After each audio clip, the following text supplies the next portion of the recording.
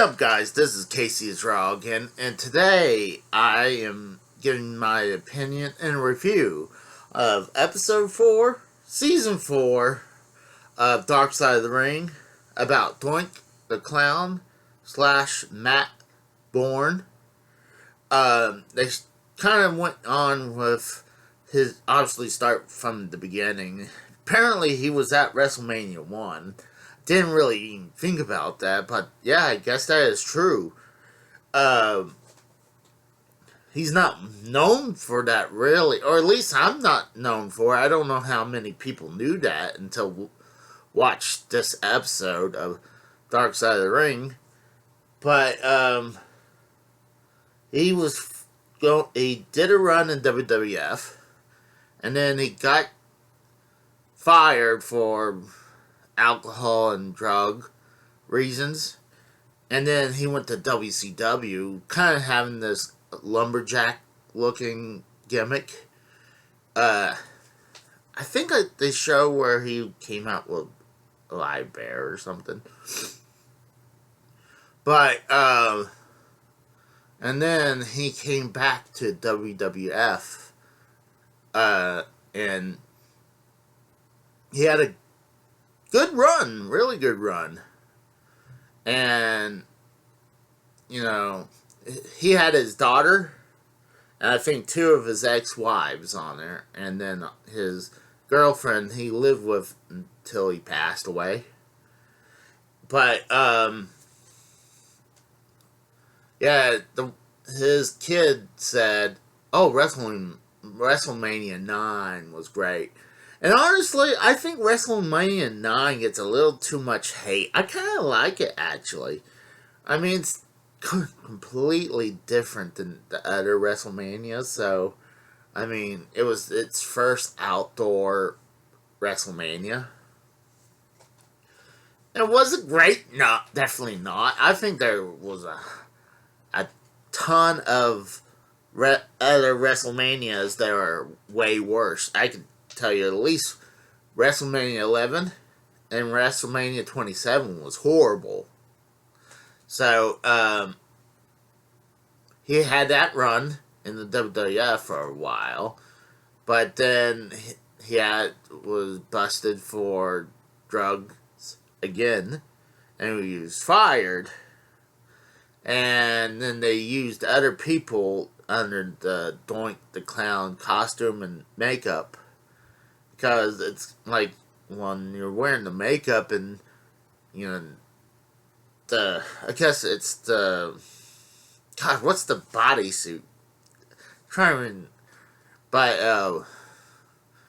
God, whatever they call the bodysuit, they, gave it to another wrestler, and then I think there was another wrestler who did it, and then, I'm not even sure if he was the one who came back at WrestleMania X7.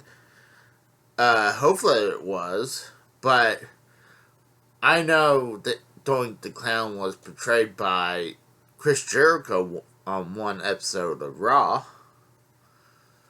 But, yeah, and when he got fired from the WWF for the last time, he was, you know, dealing with drugs and alcohol problems, and then they used someone else to do his character, and he went to ECW.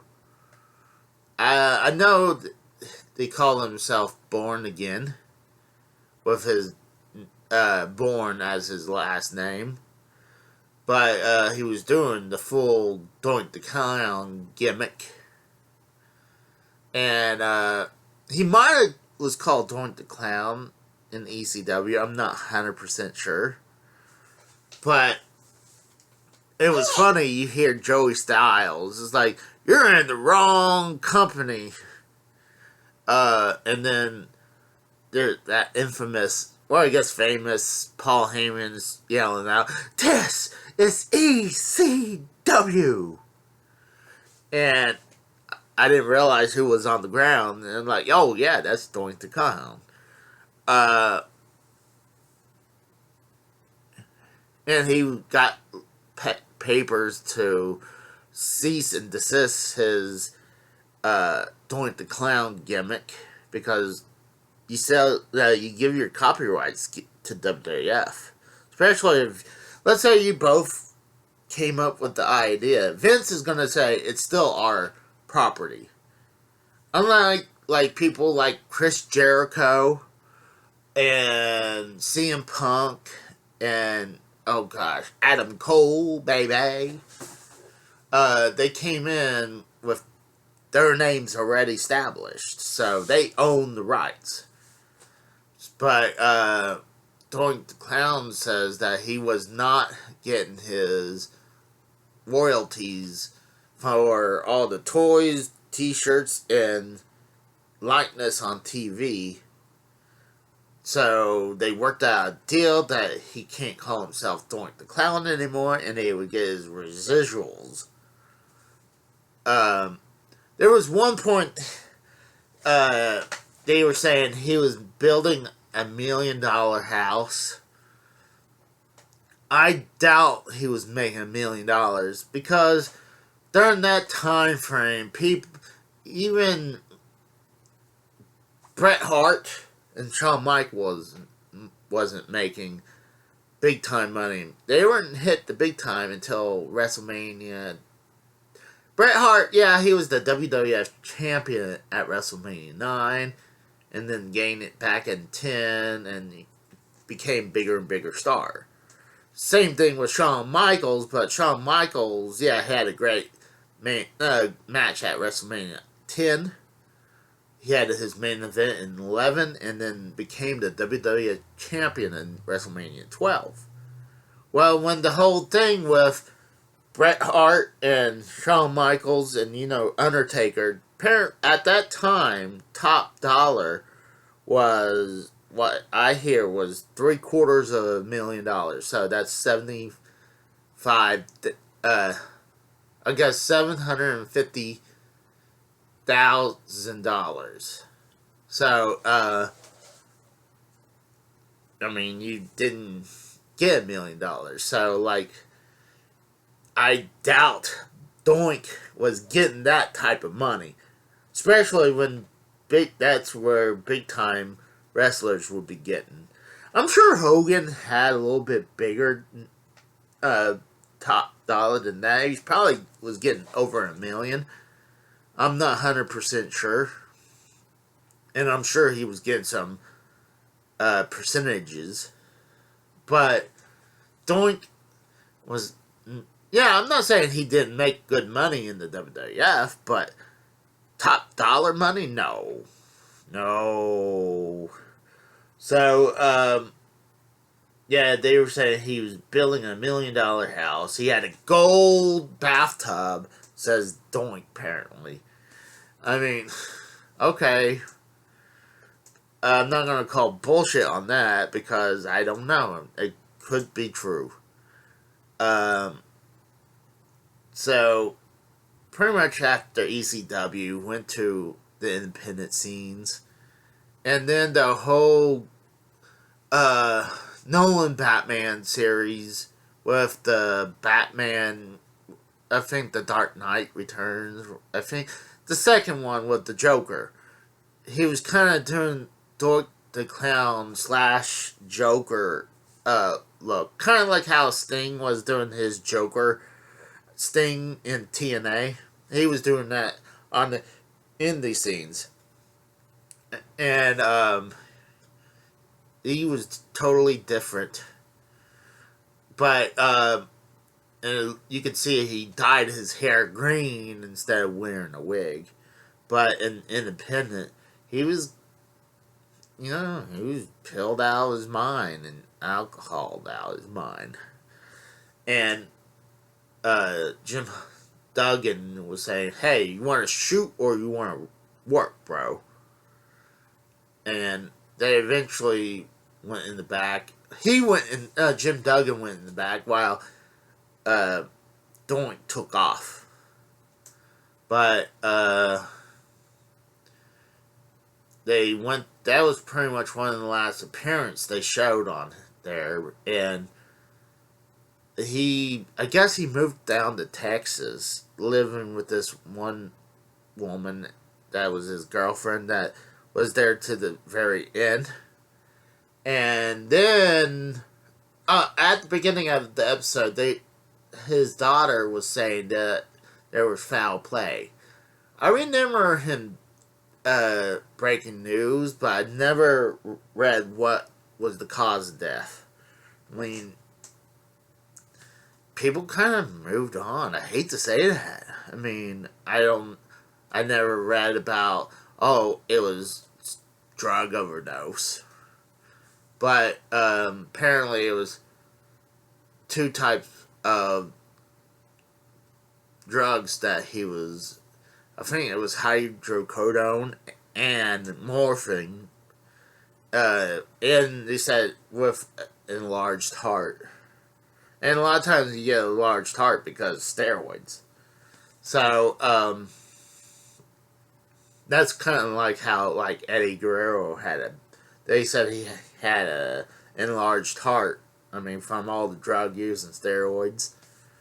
And it turned, like, a crazy turn. They were saying that the ex-wife and daughter was blaming the girlfriend of watching him ODing and accused her of putting liquid morphine into his drink. But Chris Jericho says at the very end there was no proof of that. So, I feel like that was kind of a cheap shot from the daughter and the ex-wife at the girlfriend. And, like, this is coming from my end because why I say this is because I'm a widow. And sadly, I had some family problems after my wife passed. I'm not going to get into it. But there were some hard feelings and bad blood because the way she passed. And, you know, I got some blame, even though, I mean, my wife, I guess you could say this is kind of getting to it. My wife was dealing with drugs because she had an injury.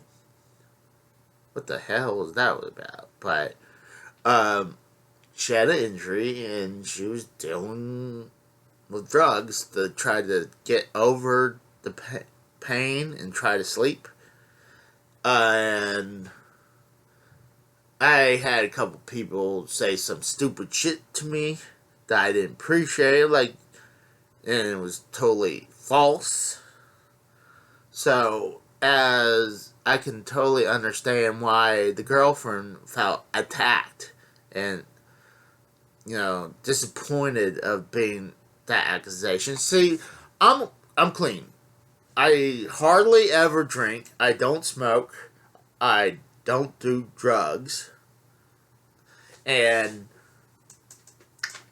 I noticed my wife, she was doing something, and I tried to get her some help, but we were putting her in rehab a couple times, but it's like how they say that someone's not going to change if they don't want to.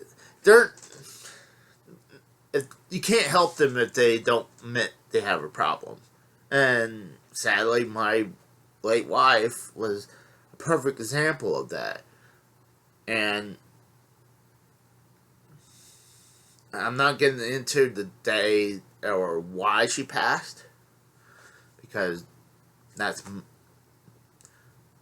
for me and family and needs to know that, but oh gosh, I'm sorry, a little emotional because of that, but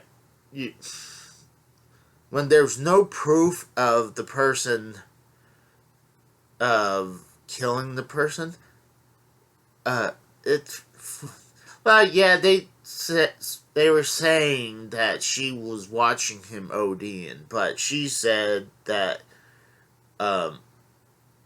she heard him snoring, and then when he started gargling, she called a friend, and then immediately called 911. Well, there were some other things disputing that, though, too, saying that she heard that noise, then went to bed and called 911 at 9 o'clock. If that's true, then that's horrible. But she denies that claim, saying that she called 911 after her friend says that that's the death rattle. So,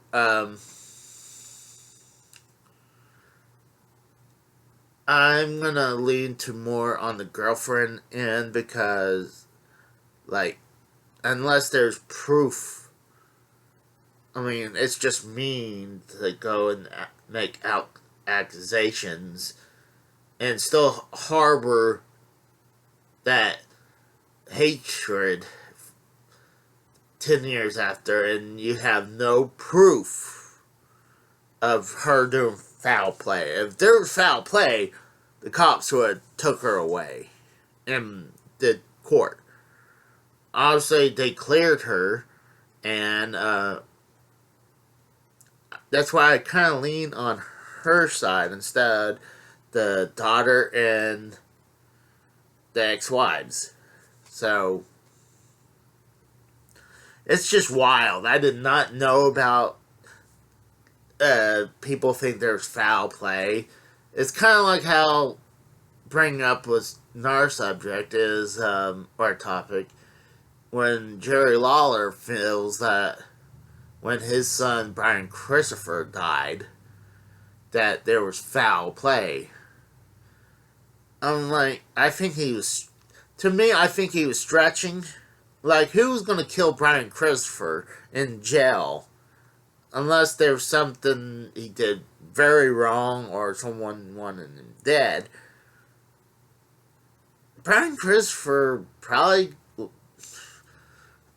I don't want to say the word because I don't want this to get shadow banned, so... You know... He... asked himself. If you know what I mean. So, So, I feel like there's little stretching. There was no... At least to me, I never heard any follow-up on the Brian Christopher thing. So, that's why I'm bringing up some of these examples. So, it was still a great episode. I definitely feel that Chris Condino and Sonny episodes was the weakest. I give this one... God, I hate to have 3 8s in a row, but it's up there. So, I give it an 8 out of 10 because I think it's great. So, yeah, I highly suggest it, and I'll talk to you guys later. See you. Bye.